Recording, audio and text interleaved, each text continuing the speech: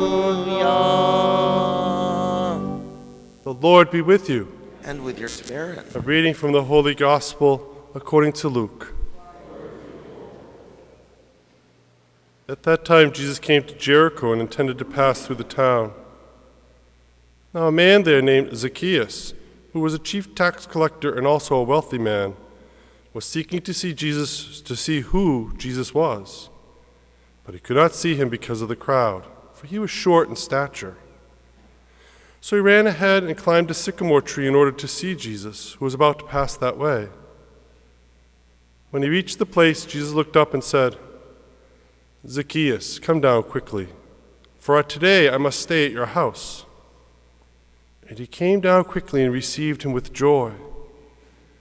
When they all saw this, they began to grumble, saying, "He has gone to stay at the house of a sinner." But Zacchaeus stood there and said to the Lord, "Behold, half of my possessions, Lord, I shall give to the poor, and if I have extorted anything from anyone, I shall repay it 4 times over." And Jesus said to him, "Today salvation has come to this house, because this man too is a descendant of Abraham. For the Son of Man has come to seek and to save what was lost." The Gospel of the Lord.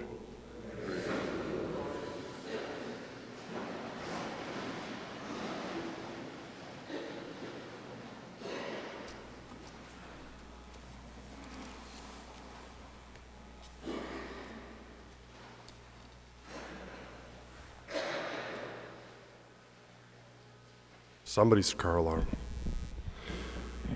One of my favorite things is when I bring kids to the World Youth Days. And we were in Madrid the last time. We missed Rio, some stuff.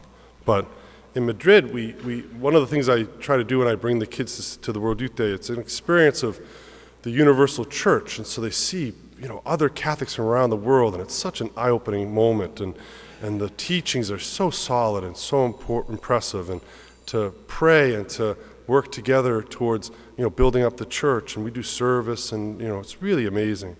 But one of the things I try to do is I try to get them close enough to, see the Pope. Not just on a TV screen at the big assembly, but like from me to you, or even closer. We try to get them on the curbside when the Pope drives by, or, try to get up in one of the front rows in the papal welcomes and things like that. And so we're bringing the kids to the papal welcome, and the route is designed, and we say, we're going to go right here. This is the spot, because the Pope's going to drive by us, and it's going to be awesome. We're going to get there a couple hours early, because there's only about 1 million other friends who want to see the Pope, but this is going to be the place. And we get there, and it's pretty crowded, but it's not really crowded. And the volunteers are kind of looking a little downcast, and I'm like, "Come here, what's the story?" They said, we think that he changed the route. No. 1 million people, they can't really just re-change the routes every so often. And sure enough, papal welcome happened, and we are half a mile from the Pope. Never saw him.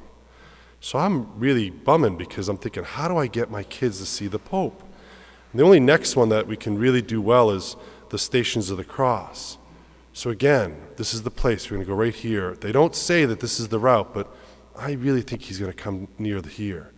So we get this spot, and it's right by some TV towers, these huge, huge towers, because they hold not the TV cameras, but these, 20 feet or 30 foot wide TVs that people watch from way back far away. We've got our spot, and sure enough, the crowds are coming in, and we're like, no, this is our spot. You can sit next to us, but don't sit on top of us. And it's getting crazy. And then the cheer goes up, the Pope is coming, and we can't tell where he's coming from, because it's Madrid, and I don't know Madrid. So he's on a street, but which street is he on? And then all of a sudden, he's right there. And he drives by us, and the kids are climbing up the TV tower, and they're like crying with such joy. There's this moment that happens, and this is Benedict. This isn't the popular Pope. This is the guy that most of the kids think, well, he's a nice guy, he's an old German, or, But when they got to see him face to face, something powerful happened, something grace-filled, something joy-filled. I think that's Zacchaeus' story. And somebody way better than the Pope, he goes to see Jesus Christ. He's not even sure who he is. He's going to see who this man is. And he's small in stature. So what is he going to do to get close enough to see Jesus? He climbs the tree. And in that moment when Jesus stops and says, Zacchaeus, I must stay at your house tonight, is a moment of grace and joy. Luke concretely records the conversion that happened inside of Zacchaeus, that he gives away half of his possessions to the poor, 4 times repayment to anybody he has extorted. And Jesus says, today salvation has come to this house. Jesus comes to us with salvation.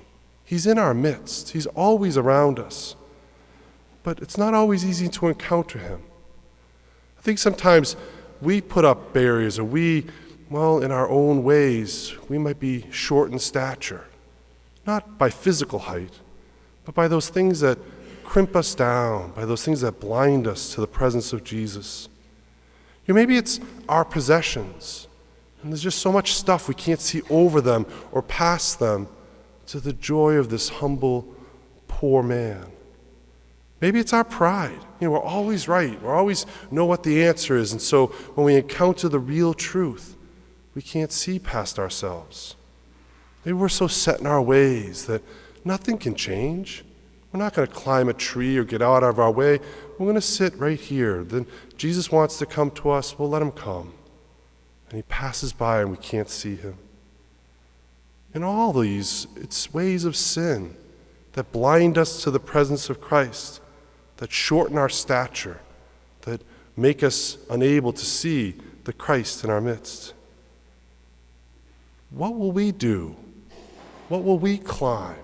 How far will we go out of our way to encounter Jesus, to go above our shortcomings and see salvation at hand? In the end, aren't we all tree climbers, striving to get a glimpse of the risen Christ?